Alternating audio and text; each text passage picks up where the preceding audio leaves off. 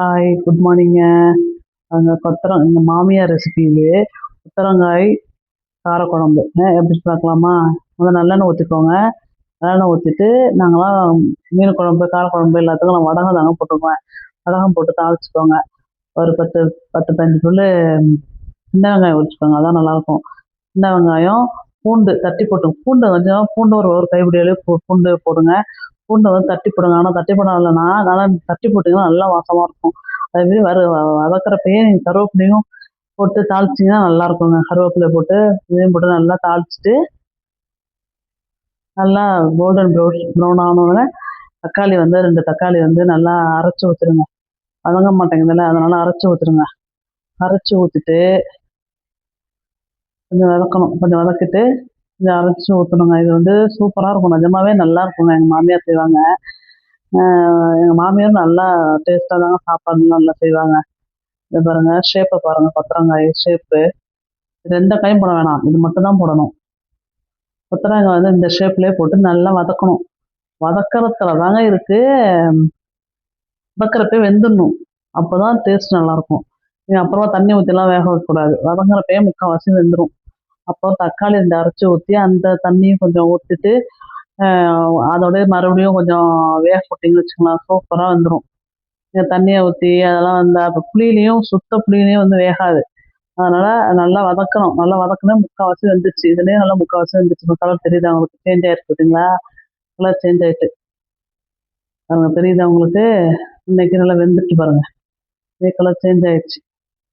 இப்போ தக்காளி வந்து 2 தக்காளி நல்லா கிரைண்ட் பண்ணிட்டே ஊற்றிடுங்க. நீங்கள் அரைச்சே ஊற்றிடலாம். அரைச்சி ஊற்றிட்டா அதில் கொஞ்சம் தண்ணியாக தானே இருக்கும். அதில் கொஞ்சம் வேக வச்சுட்டு மூடி வச்சு வேக வச்சுருங்க. ஒரு இது கொஞ்சம் ஆனால் கொஞ்சம் வதக்கலாம் லேட்டாக தாங்க ஆகும். ஏன்னா எண்ணெயிலே வதக்கணும்ல, அதனால டக்குன்னுலாம் முடியாது. கொஞ்சம் வதங்கணும். கொஞ்சம் வதங்கி தாங்க குழம்பு வச்சா தான், வதக்கி குழம்பு வச்சா தாங்க குழம்பு டேஸ்ட்டாக இருக்கும். செம்ம டேஸ்ட்டாக இருக்கும். நிஜமா நல்லாயிருக்கும். எங்கள் அம்மாவுக்குலாம் எங்கள் அம்மாலாம் இந்த மாதிரி செஞ்சது கிடையாது. நான் எங்கள் வீட்டில் எங்கள் மாமியார் வீட்டில் வந்து தான் நான் அதை வந்து பார்த்துருக்கேன். 2 கொத்தவரங்காய் போட்டு குழம்பு வச்சது. அதுமாதிரி பிஞ்சு கொத்தவரங்காய் வந்து வச்சுக்கோங்க, சூப்பராக இருக்குங்க. பிஞ்சு கொத்தவரங்காய் செம்மையாக இருக்குங்க. இந்த பார்த்தீங்களா, நல்லா அந்த தக்காளியை அரைச்சி ஊற்றி அந்த தண்ணியிலையும் போட்டு நல்லா வெந்துருச்சு பாருங்க. தெரியுதா? கலர் தெரியுது பார்த்தீங்களா? கலர் நல்லா மாறிச்சு. நல்லா வெந்துருச்சுங்க இப்போ. நல்லா வெந்துட்டு அதுக்கு பிறகு புளி ஊற்றினா தான் அந்த புளியிலையும் சார்ந்து நல்லா வெந்து நல்லாயிருக்கும். டேஸ்ட்டாக சூப்பராக இருக்கும். ஒரு லெமன் சைஸ் புளி வச்சுக்கோங்க. அதில் கரைச்சி உங்களுக்கு எவ்வளவு வேணுமோ உங்கள் குடும்பத்துக்கு ஏற்ற மாதிரி நீங்கள் வச்சுக்கோங்க. நாங்கள் 2 பேரும் தான். அவன் வந்து என் பையன் வந்து அவ்வளோதான் ரொம்ப விரும்பி சாப்பிட மாட்டான். கொஞ்சம் தான் அவனுக்கு எடுத்துக்குவோம். கொஞ்சம் தான் ஊற்றிக்குவான் அவன். போட்டுட்டு ஊற்றி வச்சுருங்க கரைச்சிட்டு. இப்போது இது கொஞ்சோண்டு லாஸ்ட்டாக வந்து வெல்லம் நல்லா வெந்து நல்லா கொதித்த பிறகு கொஞ்சம் ஒரு ஒரு ஒரு சின்ன கத்தி வந்து வெல்லம் போட்டுக்கோங்க. அது நல்ல டேஸ்ட்டு கொடுக்குங்க. நல்ல டேஸ்ட்டாக இருந்துச்சு. சூப்பராக இருந்துச்சு.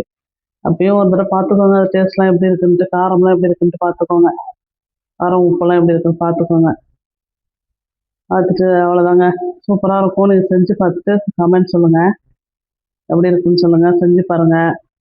இந்த சைஸ் புளி எடுத்துக்கோங்க. கை காட்டுறேன் பார்த்தீங்களா? அந்த சைஸ் புளி எடுத்துக்கோங்க. அந்த சைஸ் புளியே கரெக்டாக இருக்கும். உங்கள் காரத்துக்கு ஏற்ற மாரி காரம் போட்டுக்கோங்க. எங்களுக்கு வந்து காரம் கொஞ்சம் கூட தான் இருக்கும். அதெல்லாம் அதுக்கு ஏற்ற மாரி தான் போட்டுக்குவேன். காரத்துக்கு ஏற்ற மாரி போட்டுக்கோங்க. பிடிச்சிருந்தா செஞ்சு பாருங்க. செஞ்சு பார்த்துட்டு பிடிச்சிருந்தா சப்ஸ்கிரைப் பண்ணுங்க. லைக் பண்ணுங்க. தேங்க்யூங்க. ரொம்ப தண்ணியாக வச்சிடாதீங்க. பிடிச்சிருந்தா லைக் பண்ணிட்டு, ஷேர் பண்ணிட்டு, சப்ஸ்கிரைப் பண்ணுங்கங்க. தேங்க்யூ.